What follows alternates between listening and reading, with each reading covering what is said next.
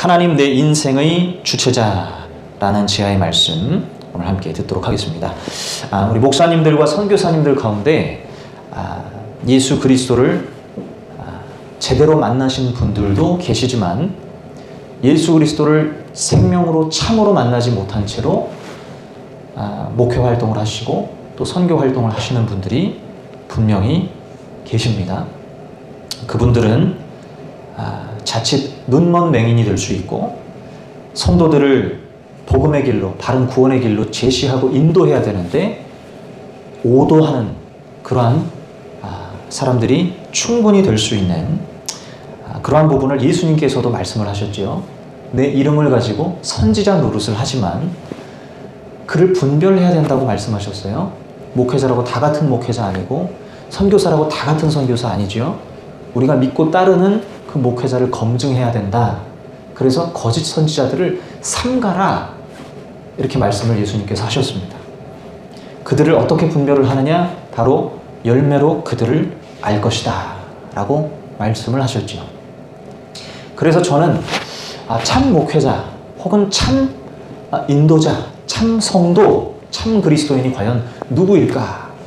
우리 목사님들, 선교사님들, 또 지도자라 칭함받는 자들에게 정말 참된 하나님의 종의 지표라 할 수 있는 것이 과연 무엇일까 하는 그것을 가지고 제가 고민을 참 많이 했는데 여러 가지가 있을 수 있겠지만 가장 핵심이 되는, 가장 키가 되는 부분은 제가 생각할 땐 바로 예수 그리스도를 높이느냐 아니면 자신을 높이느냐 하는 부분입니다.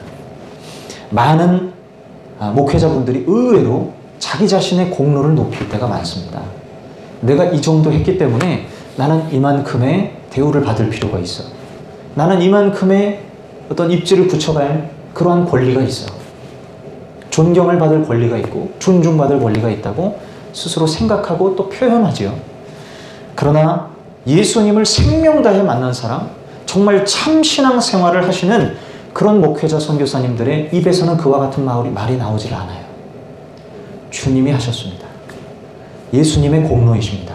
하고 자신은 가리우고 주님이 흥하시도록, 주님만 드러나도록 그렇게 한단 말이죠. 왜냐하면 애초에 자신의 삶의 출발이 예수 그리스도가 아니었으면 설명이 되지 않기 때문입니다. 자신이 아무리 위대한 일을 했다 할지라도 이거 주님께서 하신 일이 아니라면 자신으로서는 결코 할 수 없는 내 능력 밖의 일이라는 게 너무나 그것이 확실하기 때문에 감히 이거를 왜곡되게 말할 수가 없는 그런 거예요. 그래서 자연스럽게 나오기를 하나님께서 하셨습니다. 내가 한 게 아닙니다. 그러므로 나의 모든 공은 하나님 안에 다 감추어질 수밖에 없습니다. 그러므로 주님께 영광을 돌리십시오. 라고 공통되게 고백을 하더라는 거죠. 참으로 안타까운 것은 이런 목사님들과 이런 진실하게 예수 그리스도를 만나신 분들의 비슷한 경험이 있다는 거예요. 그게 뭐냐? 예수님을 진하게 경험하고 예수님을 인격적으로 만나고 나서 교회 공동체로 들어가 봤더니 교회 안에는 자신과 굉장히 이질감이 느껴지는 사람들이 존재하더라는 거예요. 그것도 의외로 많이 있더라. 나는 분명히 야전에서, 삶 속에서 온갖 산전수전을 다 겪어가면서 인생의 밑바닥을 치고 그 가운데서 나를 구원하신 예수 그리스도를 경험함으로써 예수님을 나의 구주로 정말 진정성 있게 영접을 하고 이제 난 신앙생활을 하겠다고 교회 안에도 들어왔는데 다 자신과 같을 줄 알았는데 뭔가 이질감이 느껴지더라는 거예요. 하나같이 그렇게 고백하십니다. 도대체 이게 무슨 현상인가 하고 가만히 유심히 연구하고 고민하고 돌아보며 살펴보았더니 교회 안에 종교인들이 너무나 많더라는 거예요. 우리 그리스도인들이라 칭함받는 자들 가운데 참 신앙생활하는 사람들이 아니라 종교생활을 하는 사람들이 너무나 많더라라는 것에 굉장히 소스라치게 놀랐다는 이야기들을 하시는 경우들을 참 많이 보게 됩니다. 사람은 기본적으로 종교심이 있죠. 신을 믿으려고 하는 경향성입니다. 그런데 이 종교심만으로 예수를 절대 믿을 수가 없어요. 이 종교심은 예수를 믿는 도구가 될 수가 없는 것입니다. 예수 믿는 건 단순히 종교심이 아니라 내가 죽고 내가 새로 태어나는 엄청난 변혁의 역사가 일어나는 거거든요. 종교심으로 예수님 따라가는 수준은요, 내 인생의 하나의 어떤 종교 생활, 일부의 삶의 생활로서 자리 잡는 것 뿐이지, 우리의 신앙생활이 내 인생의 전부가 될 수는 없어요. 그러나 예수 그리스도를 참으로 만난 사람들은 신앙이 내 삶의 전부가 되고요, 내 모든 것의 목표가 되고 내 삶의 이유가 됩니다. 예수님 때문에 새로운 삶을 사는 거예요. 그러므로 예수를 믿는 참된 도구는 종교심이 될 수가 없다는 것입니다. 그런데 얼마나 많은 그리스도인들이 그 자신 안에 있는 본성적 종교심을 가지고 어느 신을 어쨌든 누구든 골라서 믿어야 되겠는데 그중 하나가 예수님이었던 거예요. 그중 하나가 하나님인 거예요. 그리고 종교심으로 하나님을 섬기고 있더라 라는 겁니다. 이것이 참 안타까운 현실이에요. 우리가 이걸 분명히 알아야 됩니다. 종교심으로 종교 생활을 하시는 분들은 교회 안에 있지만 그러나 자기의 자아가 그대로 살아있는 채로 신앙생활을 하고 인생을 살아갑니다. 그래서 반드시 자기중심적이고 이기적인 경향을 띠게 돼 있어요. 예수를 믿는데도 손해보는 것이 너무나 싫은 거예요. 손해보려 하지 않습니다. 예수를 믿는데도 사람을 가려 만나고 가려 사귀입니다. 예수를 믿는데도 온갖 두려움에 사로잡히는 경우가 너무나 많아서 그래서 사람을 멀리하고 어떠한 두려움의 열매들을 맺게 되는 거예요. 내가 팔팔하게 내 안에 살아있기 때문에 내 이 자아가 나를 초종하고 있기 때문에 하나님의 그 수준 높은 차원의 그 거룩한 은혜들을 경험하지 못한 채로 내가 비워지지 않은 채 주님이 내 안에 사시는 것을 경험치 못한 채로 그렇게 살아가는 거죠. 여러분 잘 생각해 보십시오. 예수를 믿는 것의 차별성이 뭘까요? 다른 타종교들과 예수 믿는 것에 엄청난 차별성이 하나 있어요. 그것이 뭐냐? 하나님이 내 안에 들어온다라는 거예요.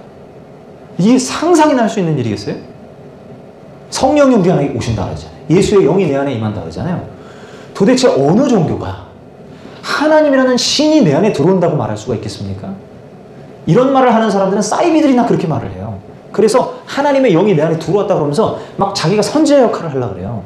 그러려고 그런 어떤 개념들을 가지고 오죠.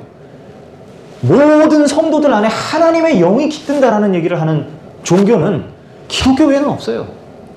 어떻게 신이 성도들 한 사람 한 사람 안에 거하실 수가 있냐 이거예요. 선지자나 어떤 무슨 계시, 정통 계시를 받아서 그 계시를 주는 사람한테나 임하는 수준으로밖에는 생각을 못합니다.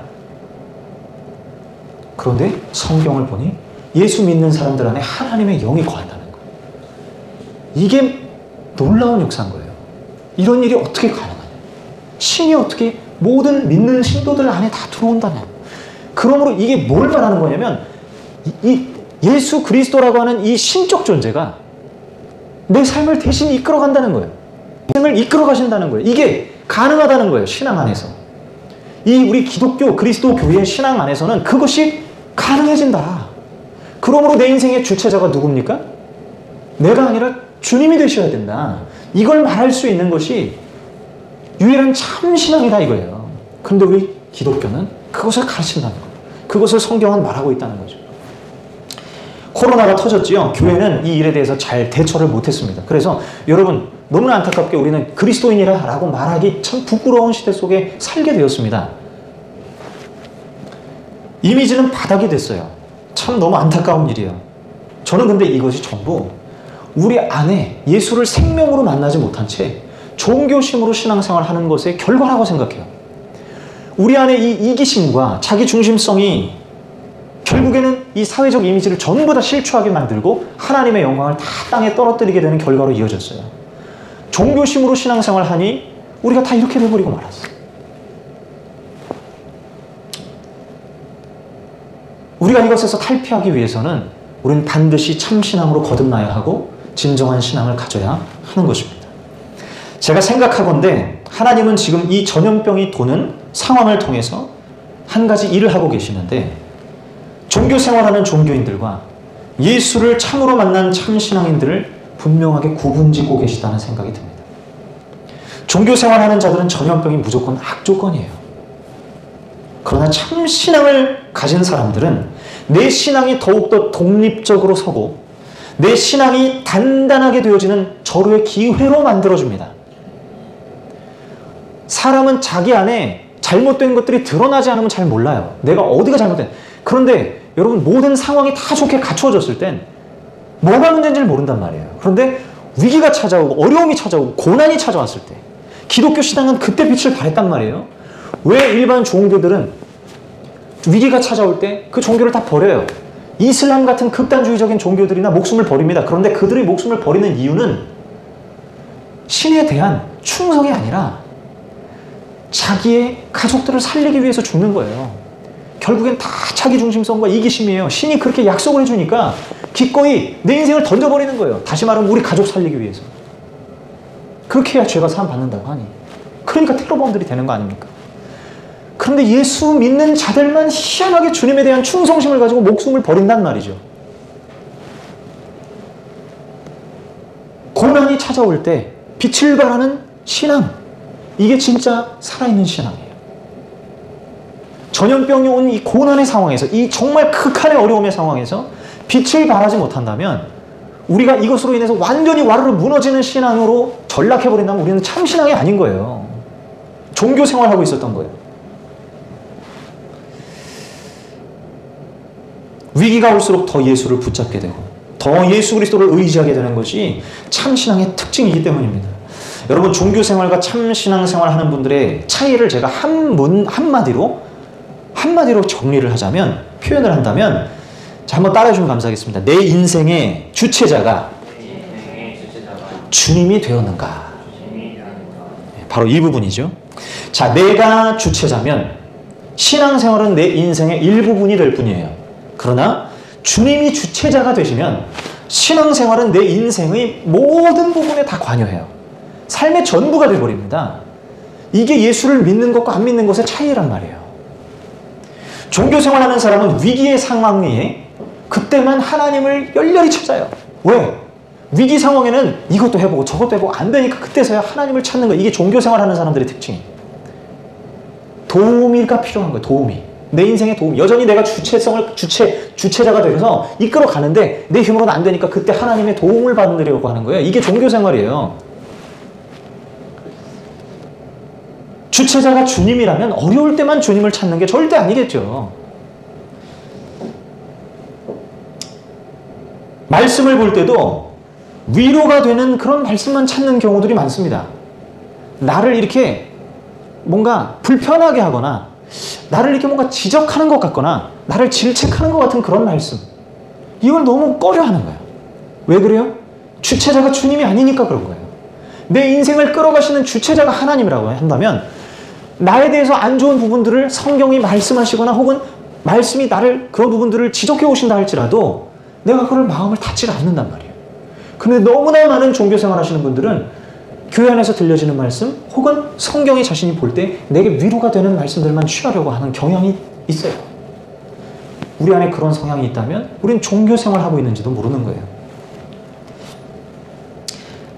내가 삶을 살아가는데 내 뜻대로 되지 않을 때마다 삶의 의욕이 꺾이는 현상이 발생합니다. 왜 그러죠? 내가 주체자가 되니까요. 내가 기획하고 내가 꿈꾸고 했던 게 좌초될 때 삶의 의욕을 잃어버려요. 내가 주체자. 하나님이 주체자가 되면 그런 것에 의해서 의욕이 꺾이질 않는단 말이에요. 참 신앙생활은 모든 일의 주체자가 주님이 되게 하시는 것입니다. 아멘이십니까? 차의 핸들을 내가 쥐고 있는 게 아니라 나는 조수석으로 빠지고 나 대신 주님이 운전하시도록 운전대를 주님께 넘겨드리는 거죠. 우리의 삶이 반드시 이렇게 바뀌어야 해요. 그래야 이 전염병이 도는 앞으로의 시대 가운데서도 우리의 신앙이 굳건하게 설 수가 있고요. 흔들리지 않을 수가 있고 더 건강하게 세워질 수가 있는 것입니다. 자, 그렇다면 참 신앙이 되기 위해서는 어떻게 해야 되는가? 제가 여러 가지 말할 수 있겠지만 짧게 3가지만 언급을 하고 마치도록 하겠습니다. 자, 첫 번째, 이것을 듣고 잘 한번 실천을 해보셨으면 좋겠어요. 첫 번째, 따라해주면 감사하겠습니다. 기도로 모든 일을 시작한다. 자, 무슨 일을 하든 하나님 앞에 기도로 항상 시작하는 게 주체자가 하나님께 넘어간 자의 삶이겠죠. 사람들은요, 뭔가 다 자기가 그냥 하려고 그래요. 그런데 여러분 보세요. 뭐든지 예를 들면 뭐 이사를 갔을 때도 가끔 보면 이렇게 뭐 목사님들 모셔가지고 이사 예배 뭐 드린다든지, 사업장을 새로 열 때도 거기에 먼저 예배를 드리고 그렇게 하잖아요. 왜 있겠습니까? 그게 다 이유가 있는 거예요. 이 모든 것의 시작과 끝이 하나님께 있으니 하나님께 먼저 올려드리고 주님이 주도권을 쥐어주십시오 라고 하는 그런 고백이거든요. 내가 뭔가를 시작할 때 하나님 앞에 먼저 예배하고 기도하는 거예요. 저는 항상 시험 보기 전에 항상 기도를 먼저 했거든요.